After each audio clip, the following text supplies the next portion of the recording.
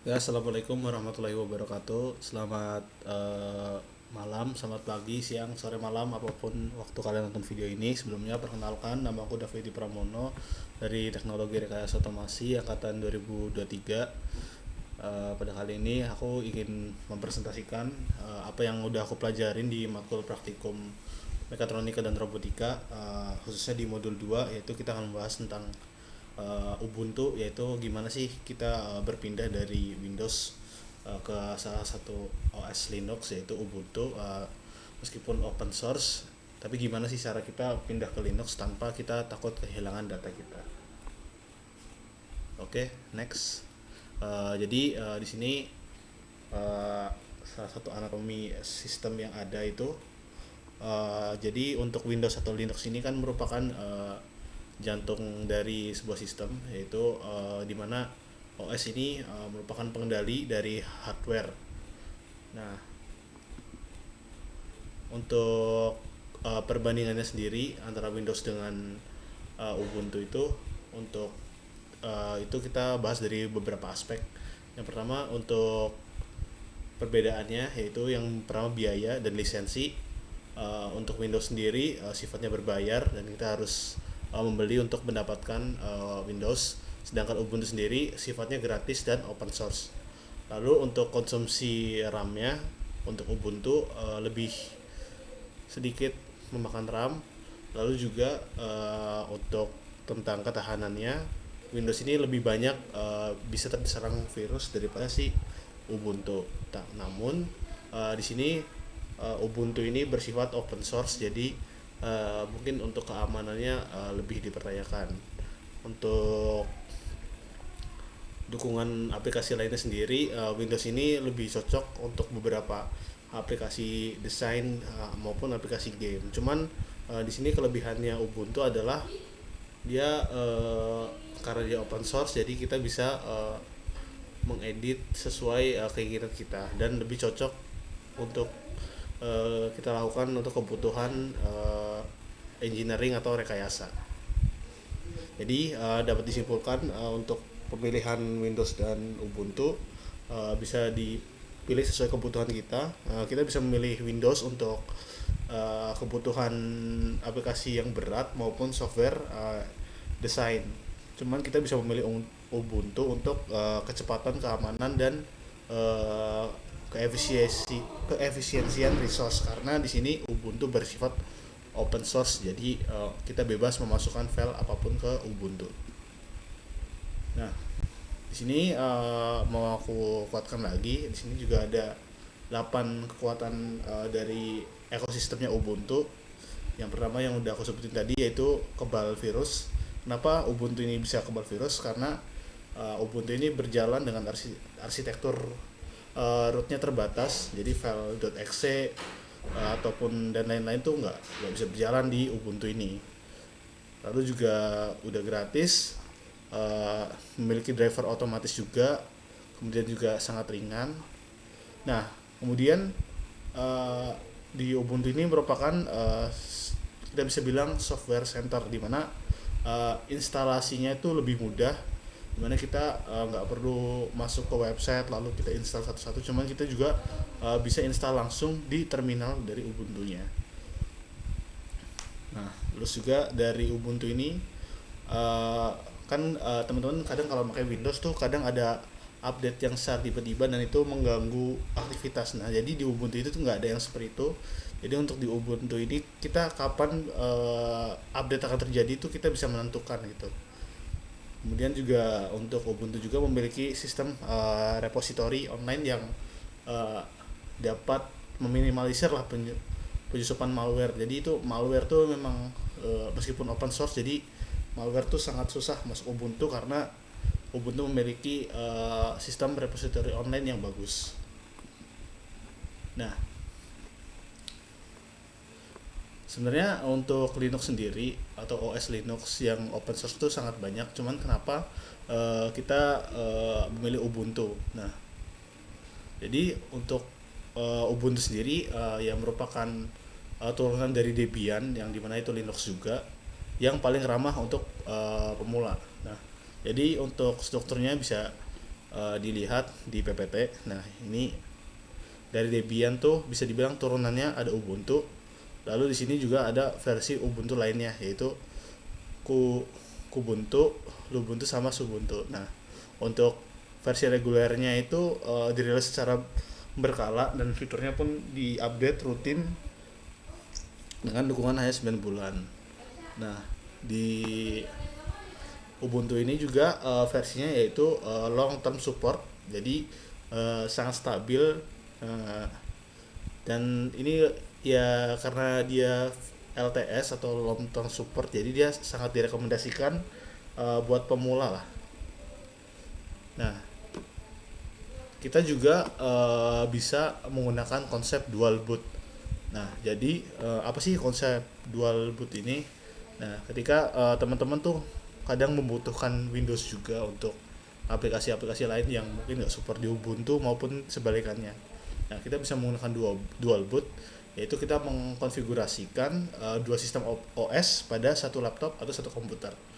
Jadi caranya, mungkin pertanyaannya apakah data kita aman? Ya, 100% data kita aman karena Ubuntu ini akan secara ulang mengatur otomatis partisi kita dengan ruang kosong tanpa menyentuh file yang ada di Windows kita. Jadi saat kita login ke laptop kita ataupun komputer kita maupun PC kita, kita akan diarahkan apakah kita akan boot ke Ubuntu maupun kita ke Windows. Jadi ini mendukung sebuah fleksibilitas.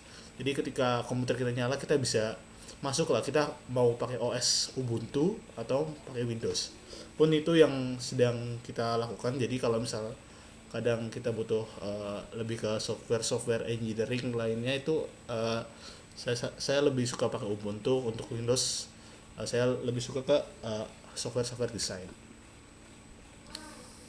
Nah, jadi untuk apa saja sih kira-kira yang perlu menjadi checklist kita sebelum kita benar-benar melakukan dual boot ini? Yang pertama, kita backup dulu, kita amankan data kita, data-data penting kita ke cloud maupun ke hard disk eksternal sebagai ya pengaman utama gitu. Terus kita juga siapkan ruang kosong minimal 20 sampai 25 giga. Ini memang lumayan banyak tapi nggak sebanyak itu sebenarnya. Kalau misalnya kita pikir-pikir lagi, untuk sebuah OS itu memang memerlukan ruang yang banyak. Nah, gimana sih cara kita siapkan ruangnya? Ya, kita memerlukan yang namanya disk management. Nah, jadi ini bisa dilakukan di mana kita harus membelah sebuah ruang gitu, maupun ruang C maupun ruang D kita. Nah, jangan diformat, biarlah dia tuh kayak unlocated gitu. Nah, langsung kita bisa download ISO long term service tadi. Itu bisa didapatkan di file instalasi Ubuntu. Lalu kita juga siapkan flash disk maupun hardware yang akan dijadikan bootable USB-nya. Nah, setelah itu kita tinggal install aja dari Ubuntu-nya. Nah, untuk yang dari alurnya sendiri ya seperti ini. Yang pertama ada kita melakukan interupsi BIOS, yaitu kita restart PC. Kita tekan berulang kali, kita bisa tekan tombol F2, F12, delete atau escape, itu tergantung dari laptop kita. Nah, kemudian di sini aku kan memakai Lenovo, jadi kita makanya F12. Jadi ketika laptop melakukan booting, ketika kita udah menginstal dari Ubuntu-nya, kita tuh bakal melakukan spam restart. Habis itu kita sambil mencet antara F2, F12, delete atau escape, tuh tergantung laptop kalian. Tergantung ya bawaannya. Terus untuk yang selanjutnya kita bisa pilih try atau install Ubuntu. Kita juga akan setting bahasanya. Lalu ketika proses pemilihan bahasa ini kita wajib menyambungkan ke WiFi atau ke jaringan, karena memang ini nantinya akan diberikan Ubuntu versi terbaru jika kita menggunakan WiFi atau jaringan. Lalu selanjutnya kita bakal dikasih list-list kayak apa ya, sistem yang pengen kita pakai gitu, software apa sih yang pengen kita install di awal-awal gitu. Nah itu bisa disetting sesuai keinginan kita. Nah kita bisa melakukan ini. Jadi ada dua pilihan sebenarnya untuk install Ubuntu, yaitu dengan dual boot tadi, ataupun kita bisa menghapus semua yang ada di Windows kita dan kita hanya memakai Ubuntu. Namun di sini lebih disarankan kita memakai dual boot aja karena lebih fleksibel dan ya tidak terlalu ribet juga daripada kita harus menghapus seluruh data kita yang ada di Windows. Jadi ini khusus kalau misal teman-teman laptopnya rela dipakai cuma buat Ubuntu aja. Nah nanti ketika kalian teman-teman udah pilih dual boot dan kalian udah menyelesaikan sistem bootingnya, nah kalian akan dimasukkan ke tampilannya seperti ini. Ketika kalian booting, kalian akan memilih Ubuntu, login Ubuntu maupun login Windows sebelum benar-benar. Nah kurang lebih tampilan Ubuntu-nya seperti ini. Nah jadi ini indikator tandanya seperti ini, panel aplikasinya seperti ini. Nah ini untuk menu start ala Linux-nya. Nah ini untuk tempat wifi-nya. Dari penampilannya sendiri cukup berbeda dengan Windows. Kalau untuk saya pribadi sendiri sih lebih suka Linux ya teman-teman, karena lebih simpel seperti OS Android gitu, tapi di laptop. Nah ini sendiri karena di Ubuntu ini masih open source, jadi kebanyakan perintah-perintahnya kita lakukan di terminal. Nah ini ada ls, itu bisa menampilkan daftar folder. Lalu ada cd, itu merupakan komen untuk pindah dari satu direktori ke direktori lainnya. Nah mkdir ini merupakan komen untuk membuka folder. Lalu untuk df itu mengecek kapasitas disk. Lalu clear untuk membersihkan layar terminal, karena ketika kita udah terlalu banyak melakukan komen mungkin kita juga bingung. Kita bisa melakukan comment clear untuk membersihkan terminalnya agar supaya rapi kembali. Nah ini ada yang selanjutnya juga. Nah jadi untuk pesannya buat teman-teman, jangan takut gagal, karena dari Ubuntu ini kalian bisa bermain open source tanpa takut terjadinya malware atau lain sebagainya gitu.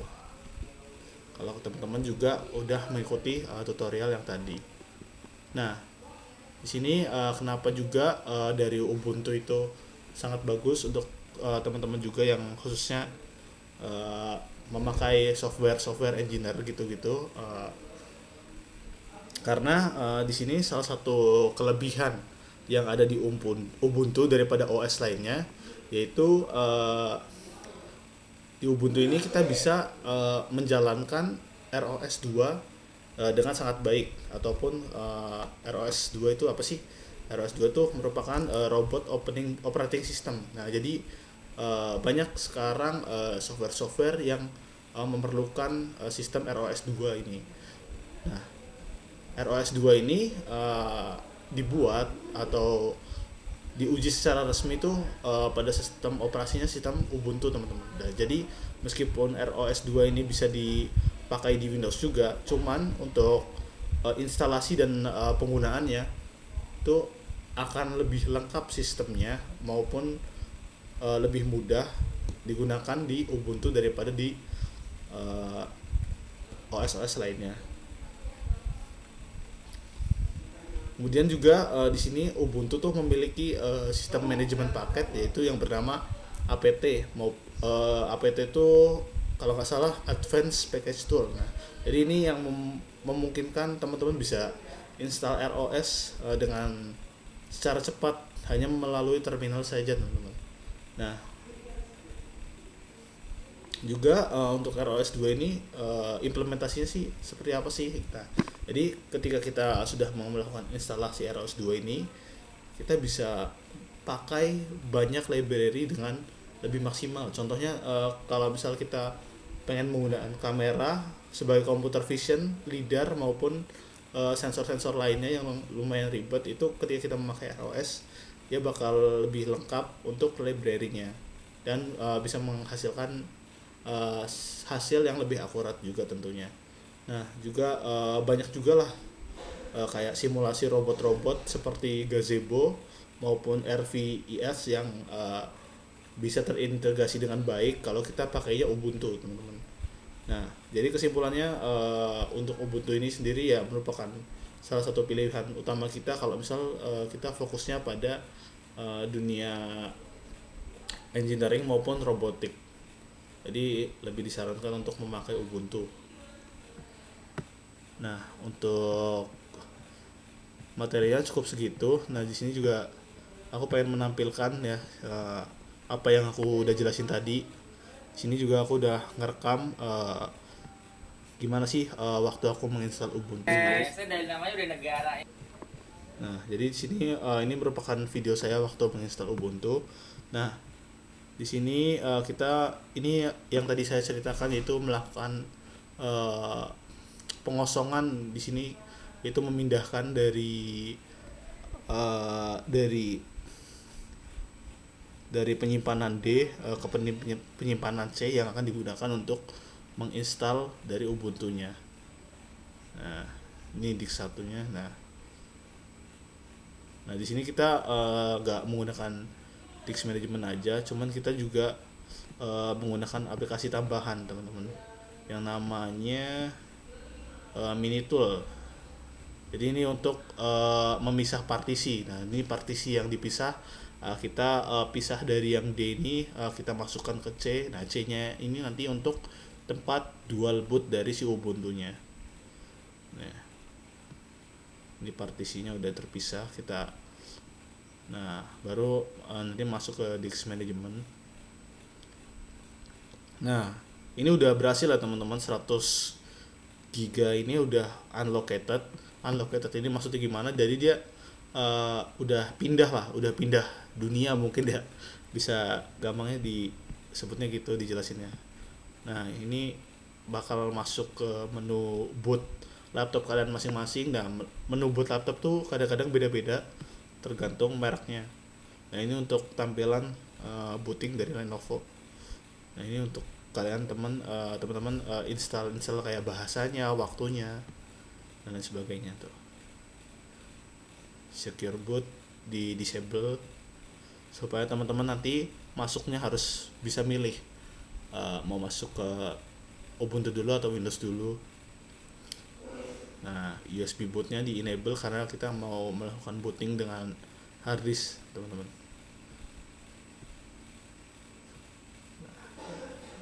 Ini hard disk kita banyak isinya.